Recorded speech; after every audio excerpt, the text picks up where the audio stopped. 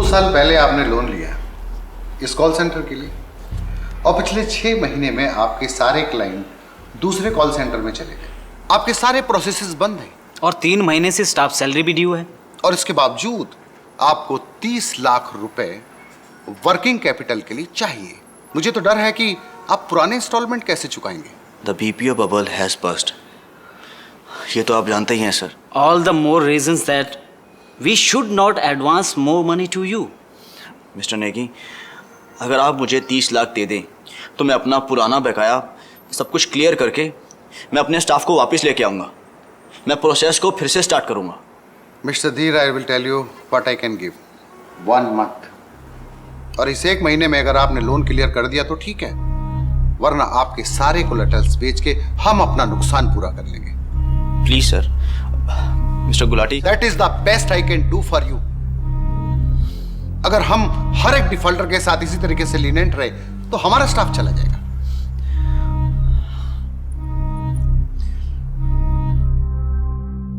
हर साल पूरी दुनिया में ड्रग्स का धंधा $5 बिलियन का होता है।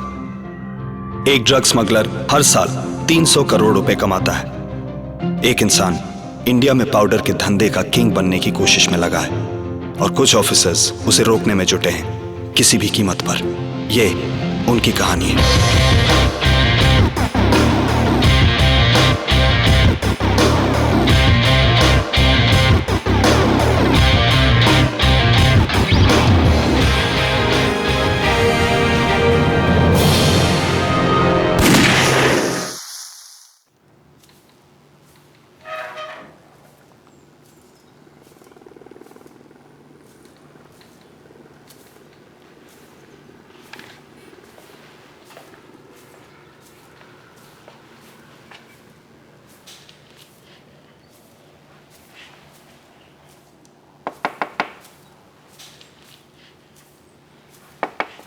Come in. Sir.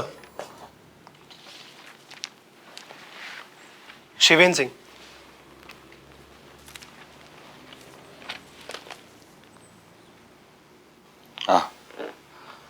Shiven. Please sit.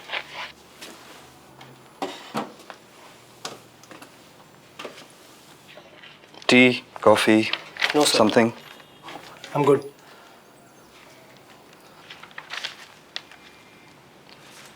So you met ADG Mr. Nijavan. Yes, sir. ज़्यादा मुश्किल सवाल तो नहीं पूछे उन्होंने? नहीं सर, इनफैक्ट काफ़ी आसान सवाल पूछे उन्होंने, इसीलिए तो सिलेक्ट हो गया, नहीं तो मुझे तो उम्मीद ही नहीं थी। उम्मीद नहीं थी या कॉन्फिडेंस नहीं था? जैसा ACR मेरा है उसके रहते तो कॉन्फिडेंस नहीं था सर। खुद पर तो है ना confidence?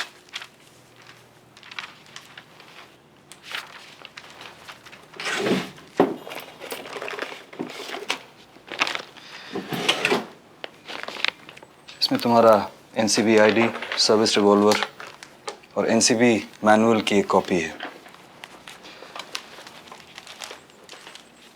Make sure you keep it somewhere safe. It's classified.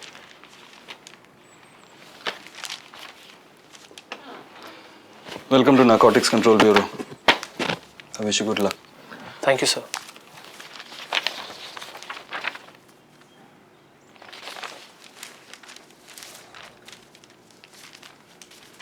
Sir, आज के लिए क्या इंस्ट्रक्शंस हैं? SIU के साथ इंपॉर्टेंट मीटिंग है 2 घंटे में। तुम साथ चलना। तब तक सैर कराओ नीचे। सर, सैर? बैठने के लिए जगह चाहिए।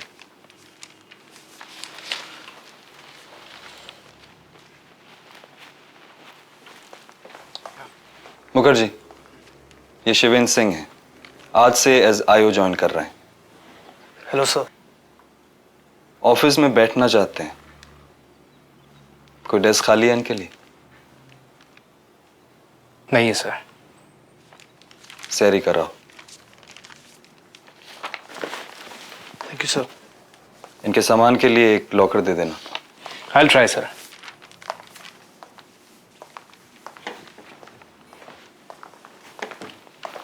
कौन से डिपार्टमेंट से हैं? Income tax. और आप sir? Central industrial security force. Sir आपने तो काफ़ी एक्शन यहाँ आने से पहले ही देख लिया होगा ना। आईडी निकाल के बाकी की चीज़ें अंदर रख के लॉक कर दें।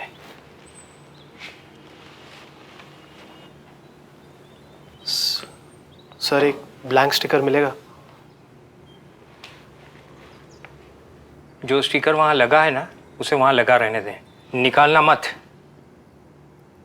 बॉस के क्या इंस्ट्रक्शंस हैं? सैर करके आने के लिए कहा है उन्होंने। संभाल के, ये स्ट्रीट जॉब है। नारकोटिक्स वालों पे अटैक भी होते हैं और फायर भी। I will take care of it sir, आप फिक्र मत कीजिए। तेरी फिक्र नहीं है मुझे। तुझे किसी ने मार दिया तो डिपार्टमेंट का नाम खराब होगा।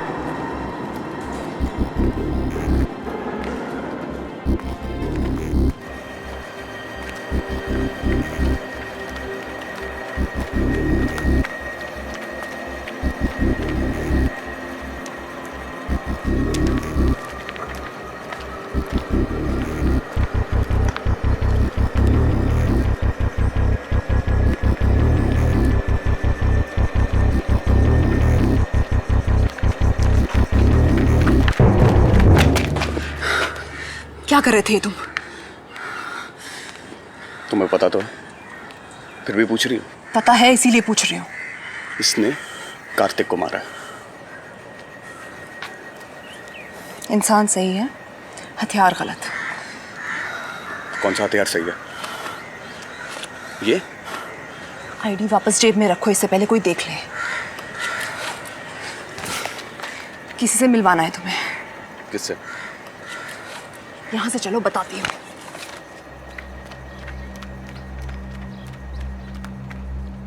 वो लोग तेरा पीछा कर रहे थे। हाँ भाई। तो फिर भी यहां चला आया। दिमाग खराब है तेरा। भाई वो लोग को लगता है कि उनके अफसर को मैंने मारा है। तो इसमें डरने की कौन सी बात है? वो तो बिल्डिंग गिरने से मरा है। पर भाई बिल्डिंग गिरने से मरा है या नहीं? हाँ हाँ भाई। तो कुछ दिन इधर दिखना मत, और ना ही वसीम और रॉबर्ट से मिलना। जरूरत होगी तो मैं आदमी भेज के बुलवा लूंगा।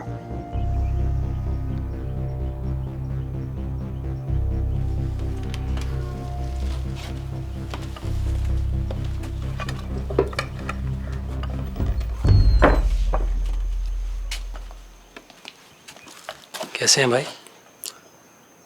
ठीक हूँ। बड़े भाई से मिले?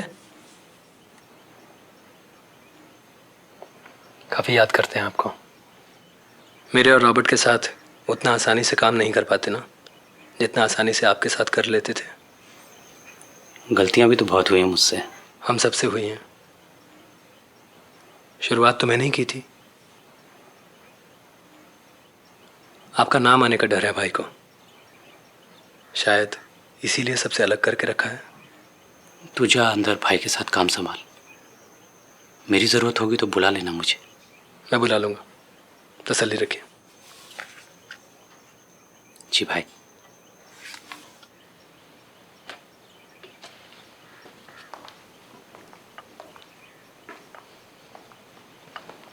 कहाँ रह गया था? बाहर ही था भाई।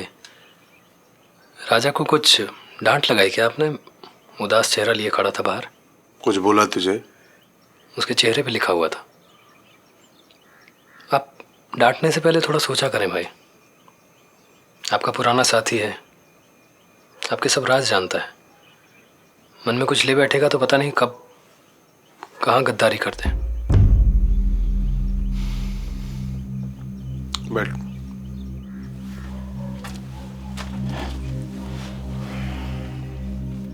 ये पहली बार मेरा गुस्सा सामने निकला है। तूने संभाला उसे? जी। और वो समीर से लड़कों का पता किया? वो चारों मिल गए हैं भाई। पुलिस उन्हें उठाकर ले गई थी और उनके हाथ में सिम कार्ड थमा दिए थे, जो उन्होंने लाके समीर के यहाँ बेच दिए।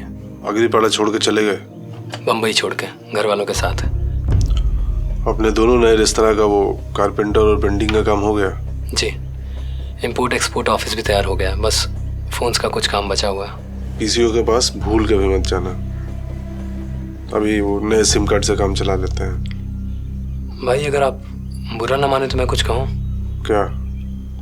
बीपीओ कॉल सेंटर पूना में एक लड़का मेरे साथ एमबीए कर रहा था, उसने खोला था, चल नहीं रहा। पर ये सेफ होता है?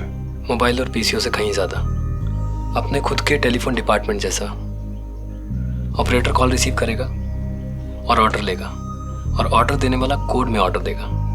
हमें ऑर्डर की खबर मिलते ही हम लड़कों को माल डिस्पैच करने भेज देंगे, और अगर दूर का हुआ तो अपनी नई कुरियर वाली फर्म से।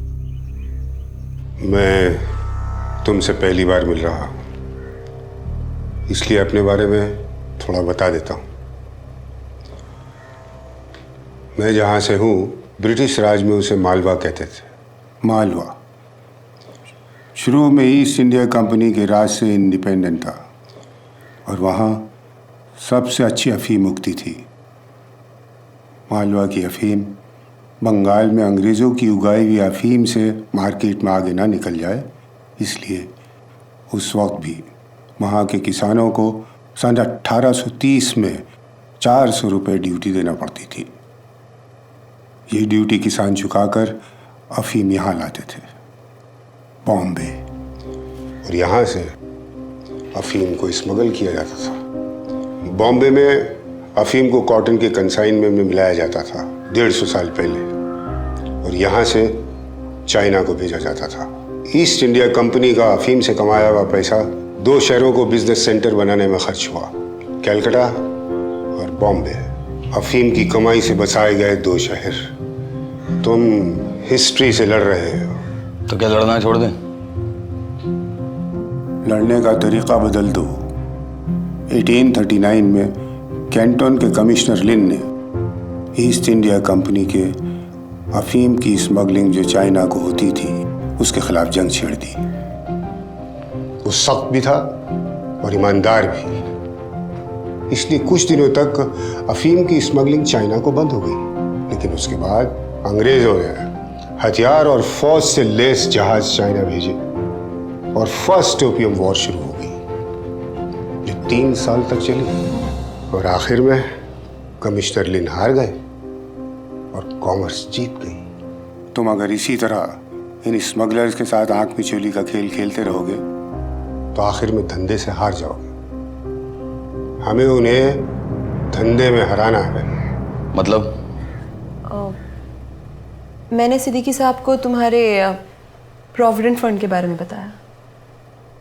अगर देखा जाए तो हम दोनों एक ही काम कर रहे थे। फर्क सिर्फ इतना है कि मैं अपनी छोटी मोटी कमाई से और तुम अपने प्रोविडेंट फंड से। अगर सरकार सीक्रेट सर्विस फंड ज़्यादा दे दे ऑफिसर्स को तो मुझे ये सब करने की ज़रूरत नहीं पड़ती। हमें कुछ और लोग भी चाहिए, ऐसे ऑफिसर जो डिपार्टमेंटल पॉलिटिक्स, पर्सनल इंटरेस्ट और ब्यूरोक्रेसी को छोड़कर काम करें। वृंदा ने तुम्हारा नाम दिया था, तुम किसी आदमी को जानते हो? एक को। कौन है वो? एंटी नार्कोटिक सेल का उमेश जगदाले। उसकी लड़ाई हमसे काफ़ी पुरानी है। उसकी लड़ाई की वजह है जब एनसीबी फाइनेंस मिनिस्ट्री से हटके होम मिनिस्ट्री में आ गया था तब पुलिस ऑफिसर्स के लिए चॉइस खुल गया था एनसीबी में इन्वेस्टिगेटिंग ऑफिसर की पोस्ट का। जगदाले ने भी अप्लाई किया था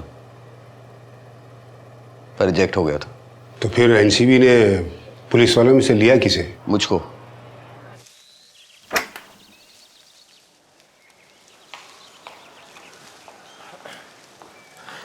हाय। Thank you.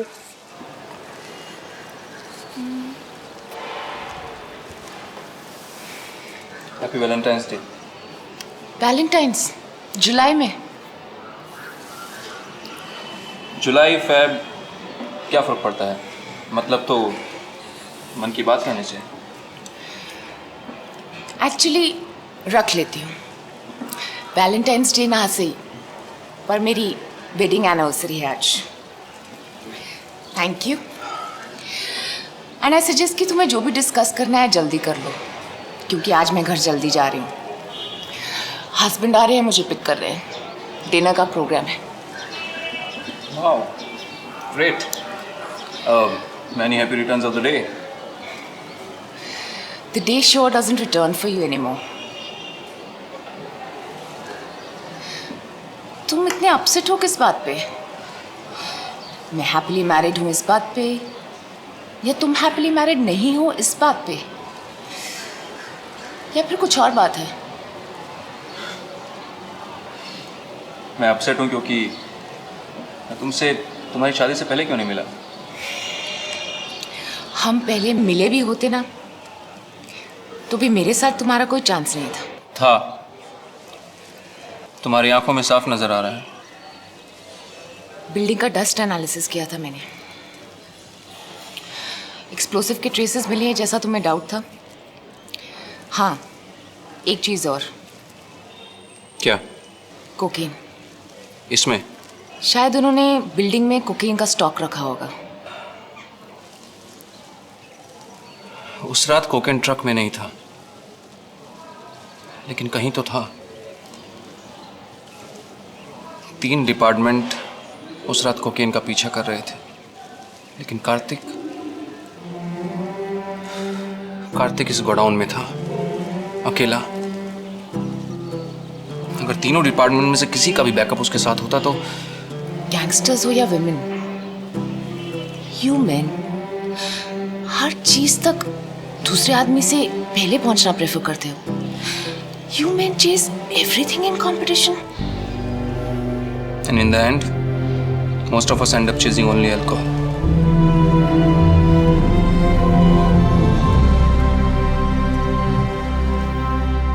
November 2009 Wasim Ansari और राजेश के अरेस्ट से यह ऑपरेशन शुरू हुआ था।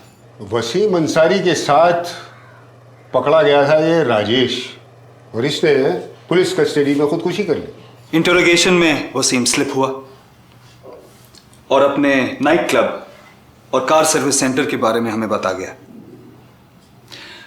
वसीम एजुकेटेड है, पुणे यूनिवर्सिटी से MBA, फाइनेंस में बैचलर्स डिग्री है इसके पास। वसीम अंसारी, राजेश, दुबई से आए कैरियर्स, जोसेफ पिंटो, ये सब 15 नवंबर 2009 और 27 नवंबर 2009 के बीच में अरेस्ट कर लिए गए थे। 2 ANC, बाकी सब NCB, but the key player, Joseph Pinto, he got away. Naved Ansari सिर्फ बिजनेस करता है और उसके लिए वो दयाल मूलचंदानी जैसे होशियार एडवोकेट को साथ रखता है। गैंग कंसाइनमेंट को स्मगल करने से पहले वो एलिबाइज जमा करता है और जब वो फेल हो जाते हैं तो उसके की प्लेयर्स को भगाने में उनकी मदद करता है और जब सब फेल हो जाता है तो विटनेस मार दिया जाता है। अंसारी दयाल पर डिपेंडेंट नहीं है। अंसारी ने जितने भी साल जेल में काटे हैं अपने करियर के शुरू में ये सोचकर काटे हैं कि वो चेंबर ऑफ कॉमर्स में बैठा है। उसके सारे कॉन्टैक्ट्स, क्रिमिनल लॉ में उसकी बेसिक नॉलेज सब वहीं से शुरू हुए हैं और जेल से ग्रेजुएट होते ही उसे जॉब प्लेसमेंट भी मिल गया करीम सेठ के गैंग में। गैंग का international connection, Bangkok, Nigeria, Dubai, क्या तुम में से किसी को मालूम है कि ये कौन है? अंसारी के दुबई लिंक्स के बारे में हमें कुछ भी नहीं पता। ऑफ कोर्स, जैसे अंसारी यहाँ खुद को प्रोटेक्ट करके चलता है, वहाँ उसके दुबई वाले सुपीरियर्स भी खुद को प्रोटेक्ट करके चलते हैं। इसीलिए इस आदमी तक पहुँचने के बाद हमारा चेन कट ऑफ हो जाता है। सर, एमैनुअल नूडे ने अपने स्टेटमेंट में दुबई के कॉन्टैक्ट्स के बारे में कुछ बताया है? नूडे को दिल्ली में DRI ने अरेस्ट किया था, उसका स्टेटमेंट हमारे पास नहीं है।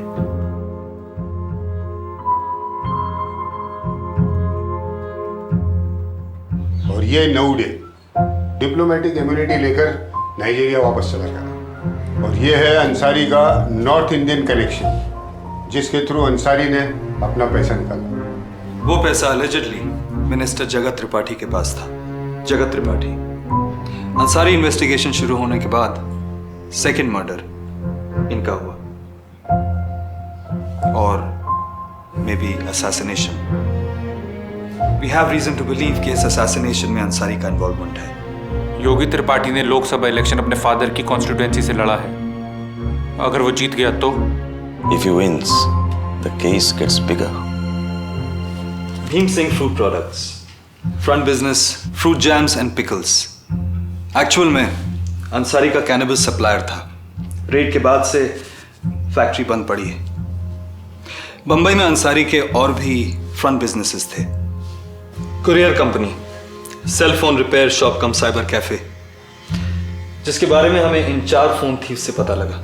उसकी इंपोर्ट एक्सपोर्ट कंपनी और उसका PCO नेटवर्क, जिसे वो ऑर्डर देने और ऑर्डर लेने के लिए इस्तेमाल करता है। लेकिन ये सब फ्रंट बिजनेसेस अंसारी बंद कर चुका है, उस पर हुई लास्ट रेड की वजह से।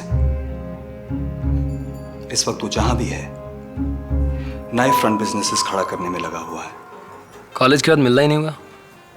काम कैसा चल रहा है? नहीं चल रहा है, ऑलमोस्ट बंद होने वाला है।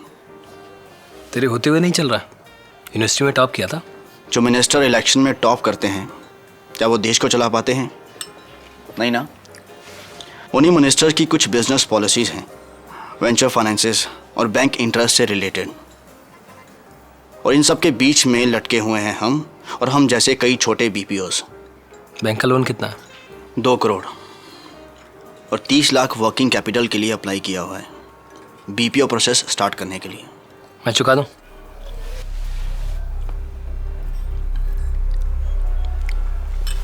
फेवर नहीं कर रहा हूं मैं।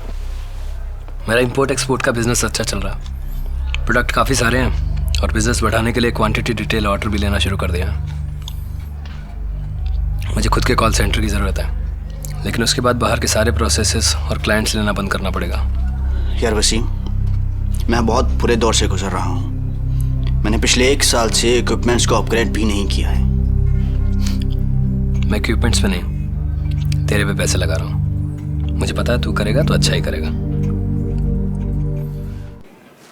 क्या है इसमें? इमैनुअल नमोडे की स्टेटमेंट, जिसमें उसने अंसारी के दुबई कॉन्टैक्ट्स और बाकी डिटेल्स दी हैं। हाँ, वशिष्ठ बता चुका है इसके बारे में। ये लोग इम्पोर्टेंट नहीं है। सर, वशिष्ठ की इन्वेस्टिगेशन के लिए नहीं था, लेकिन इस फोटो में अंसारी के दोनों इंटरनेशनल आर्म्स हैं, बैंकॉक, दुबई, और ये है मूसा, अंसारी का दुबई में मेन कॉन्टैक्ट, दुबई वाले बॉस तक पहुंचने के लिए।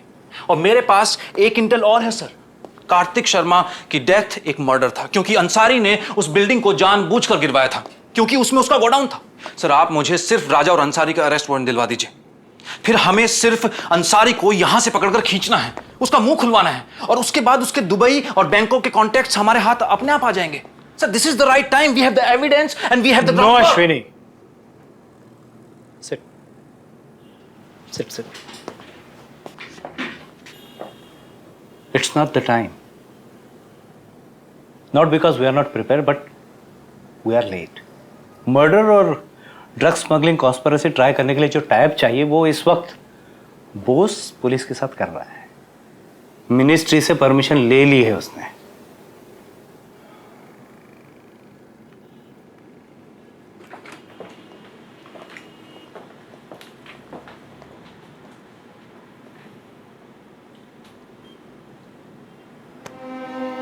It's just a case, Ashwini.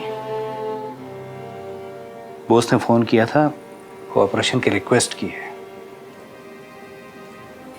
Ground work हमें उन्हें हैंडओवर करना होगा। चलो।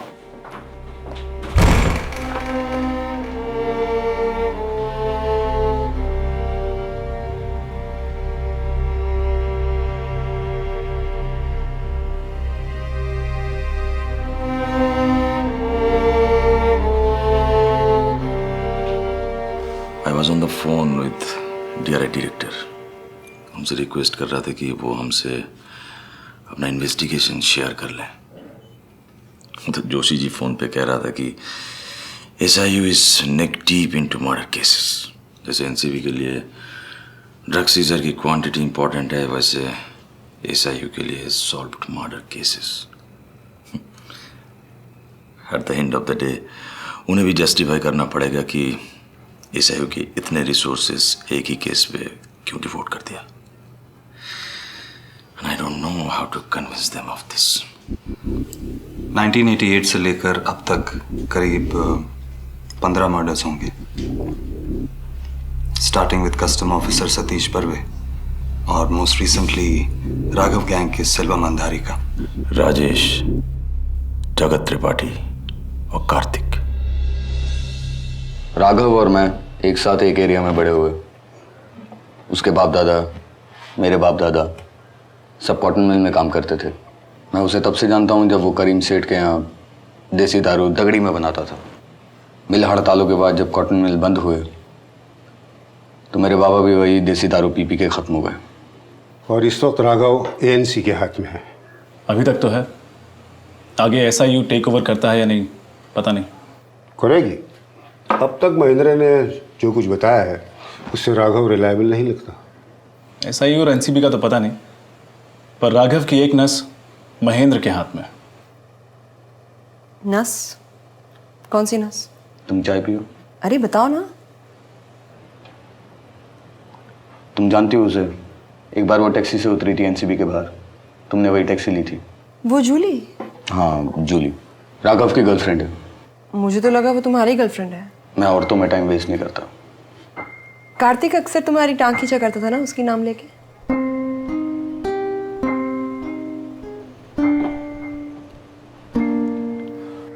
चलो, आज हम सब यहाँ मिल तो गए और अंसारी की पूरी गैंग भी हमारे सामने है, लेकिन इनमें से बहुत सारे लोगों को हम अभी पहचानते नहीं। इनमें से कुछ लोग इनके नीचे भी हैं जो अंसारी के ड्रग को ट्रांसपोर्ट करने का काम करते हैं। कुछ अंसारी का कैश हैंडल करते होंगे और कुछ उसका ड्रग होलसेल और रिटेल में पुश करते होंगे। तुम में से किसने कॉन्स्पिरेसी लॉ के बारे में नहीं सुना? Conspiracy laws? दुनिया भर के ज्यादातर क्रिमिनल लॉज में प्रोविजन है। सपोज तुमने चोरी करने का प्लान बनाया, उसके लिए मैंने तुम्हें टॉर्च दिया और मुखर्जी ने तुम्हें अपनी साइकिल दी। तुम मेरा टॉर्च लेकर मुखर्जी की साइकिल पर बैठकर रात को एक घर तक पहुंचे, ताला तोड़ा, चोरी की। मुखर्जी और मैंने ना तो ताला तोड़ा और ना ही चोरी के माल को हाथ लगाया। इन कॉन्स्पिरेसी लॉ मुखर्जी और मेरा क्राइम चोरी के केस में उतना ही बड़ा है जितना तुम्हारा। अंसारी कभी भी ड्रग्स के पास नहीं जाता, ड्रग्स को हाथ नहीं लगाता। उसका ड्रग मनी उसके आदमी हैंडल करते हैं, व्हीकल्स उसे प्रीतम सिंह सप्लाई करता है, उसका माल उसके गैंग के नीचे के लोग बेचते हैं। अगर ये प्रूव हो जाए कि ये सब के सब एक ही एक्टिविटी में इन्वॉल्व हैं, तो उनमें से कोई भी आदमी ड्रग को हाथ लगाए या न लगाए, उससे प्रोसिक्यूशन को कोई फर्क नहीं पड़ता। और यही बात ये क्रिमिनल्स और उनके लॉयर्स भी जानते हैं, तभी वो हर पॉइंट पर चेन में कट ऑफ रखते हैं। सप्लायर को बायर का पता नहीं होता, बेचने वाले को ये पता नहीं होता कि पैसा कहाँ जा रहा है। वो सिर्फ एक आदमी को पता होता है, अंसारी को। लेकिन एक बार प्रोसिक्यूशन ये कनेक्शन प्रूफ कर दे तो ये सारा गैंग स्ट्रीट से गायब हो जाएगा। चाहे वो ड्रग्स की सिर्फ एक डीलिंग के लिए ही हो। सॉरी टू इंटरप्ट सर, और ये सब डिटेल में मैं कहाँ पढ़ सकता हूँ? Section 29 in NDPS Act, 120B in Indian Penal Code, and Section 3 in Maharashtra Control of Organized Crime Act. Mukherjee, please help Shiven. Yes sir। लेकिन ऐसा है तो हमने अब तक किया क्यों नहीं? ये प्रूव करने के लिए कि एक ऊपर बैठा आदमी इन सारी एक्टिविटीज में इन्वॉल्व है। महीनों बरसों का इन्वेस्टिगेशन लगता है इन सब के अगेंस्ट एविडेंस इकट्ठा करने में। Where do we begin? यहाँ कहीं नीचे से। This is where we start from. SIU team start करेगी अंसारी के अनसॉल्व्ड मर्डर केसेस से। It will help us to understand his history of violence and crime. At the same time, NCB team will continue investigation on Ansari's narcotic operation. उसके drug consignments movement पे tab रखना और as soon as possible gang के top members को drugs के साथ पकड़ना। And I will share this information with SIU team. और मैं मर्डर इन्वेस्टिगेशंस मिस्टर बोस के साथ अपडेट करता रहूंगा। गैंग के किसी भी एक टॉप मेंबर को ड्रग्स के साथ बुक करने के बाद we will focus on low and middle level members जो बेसिकली एनफोर्सर्स है, ड्रग्स डीलिंग्स में, वायलेंट एक्ट्स कैरी आउट करने में। And as we go down हमें गैंग्स के ऑपरेशन और एक्टिविटीज के बारे में जानकारी मिलती जाएगी उन लोगों से जो ये गैंग डेली बेसिस पे चलाते हैं। ये नॉलेज हमें एविडेंस एक्यूमुलेट करने में मदद करेगी। And once we have that we take the whole gang down. नीचे से शुरू करेंगे तो पता नहीं ऊपर तक कब पहुंचेंगे। No, you don't understand. मैं ये नहीं कह रहा कि हम लोअर लेवल या मिडिल लेवल के मेंबर्स का सर्विलेंस करेंगे या उन्हें अरेस्ट करेंगे। तो फिर हमारा टारगेट क्या है? अंसारी। हम अंसारी को एक बड़े कंसाइनमेंट के साथ पकड़ना चाहते हैं। या तो हम इंतज़ार करें कि कभी वो हमारे एक बड़े कंसाइनमेंट के साथ हाथ आ जाए, या फिर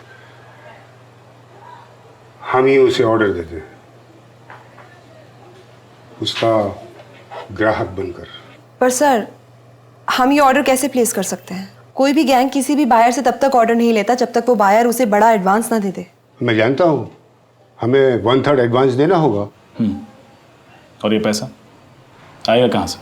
बम्बई की स्ट्रीट पर एक पुलिस ऑफिसर को इतना पैसा ऑफर होता है जितना किसी कॉर्पोरेट एग्जीक्यूटिव को भी नहीं होता, चाहे उसके पास कितना ही बढ़िया बिजनेस प्लान क्यों ना हो। और अगर वो ऑफिसर नारकोटिक डिपार्टमेंट से अटैच हो तो उसे पैसा ऑफर नहीं होता। People offer him a fortune, क्योंकि someone out there is running an empire. ये कुछ एडवांस है, बाकी कॉल सेंटर देखने के बाद दे दूंगा। वसीम, इतना बड़ा अमाउंट दे रहा है, एक बार मेरा बिजनेस प्लान तो देख ले यार। बिजनेस प्लान देखकर क्या करूंगा? तुझे देख लिया, कुछ ऊपर नीचे होगा तो भी तुझे ही देख लूंगा।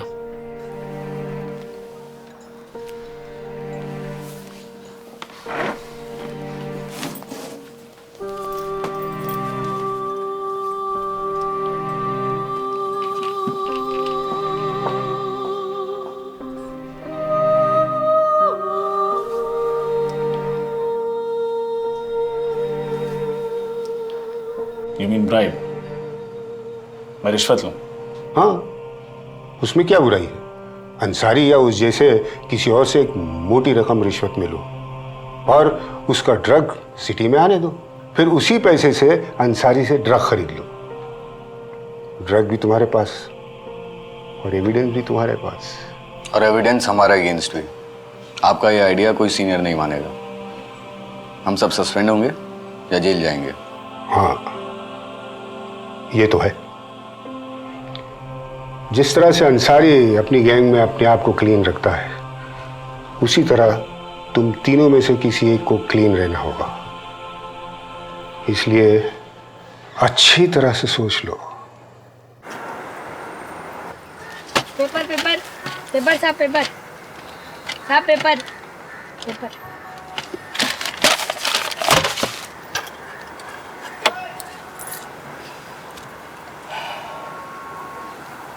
आई hope you are not holding it against me. No sir. I understand तुमने बहुत मेहनत की है इस केस पर। बाकी डिपार्टमेंट से आगे भी था, लेकिन इट्स ओके सर। मुझे बॉस की बात रखनी पड़ी अश्विनी। मैं उनके अंडर काम कर चुका हूँ DRI। I know. आप किसी दिन DRI छोड़ के NCB चले जाएंगे और मुझसे इस तरह की कोऑपरेशन की उम्मीद रखेंगे तो मैं क्या मना कर पाऊंगा। मैं भी तो आपके अंडर काम कर चुका हूँ। अश्विनी, यू नो सर, जब उस्मान ने DRI पर एफिडेविट फाइल किया था तब इस बॉस ने मना नहीं किया था, और ना ही तब इसे ये याद आया था कि ये DRI में काम कर चुका है।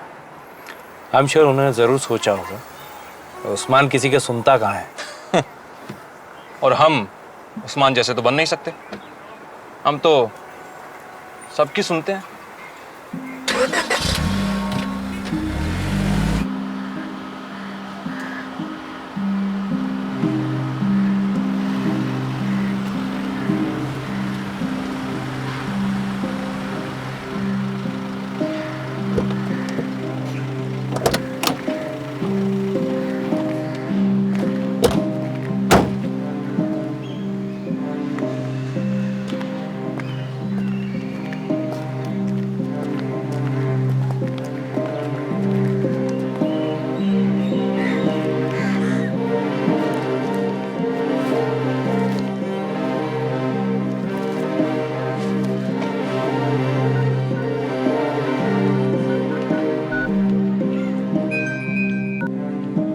हेलो।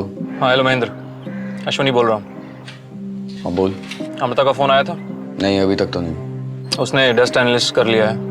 डस्ट में एक्सप्लोजिव भी मिले हैं और कोकेन भी। वो बिल्डिंग अंसारी का गोडाउन था। उस रात कार्तिक ने अंसारी को कोकेन के साथ पकड़ा होगा, इसलिए अंसारी ने कार्तिक को मरवा दिया और बाद में बिल्डिंग गिरा दी अपनी कोकेन निकाल के। बस यही बताना था।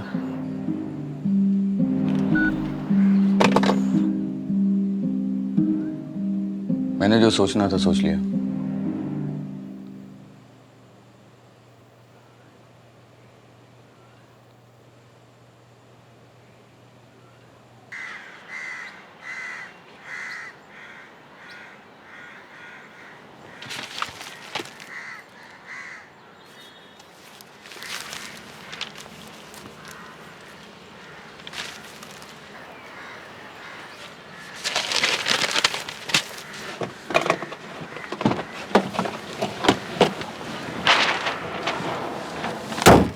Ashwin Khanna, this is the officer जिसने इस केस का ग्राउंड वर्क तैयार किया।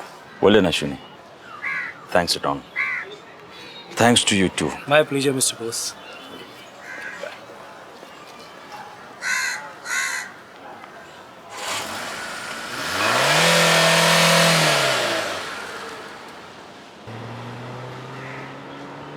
Happy sir? नो। आप चाहें तो ये केस हमारे पास वापस आ सकता है।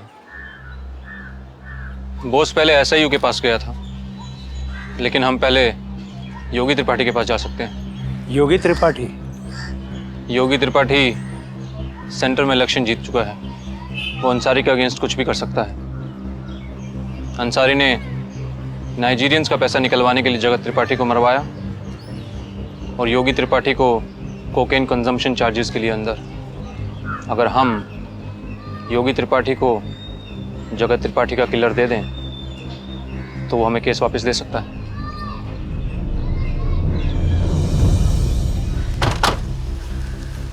अब आगे क्या करना है भाई?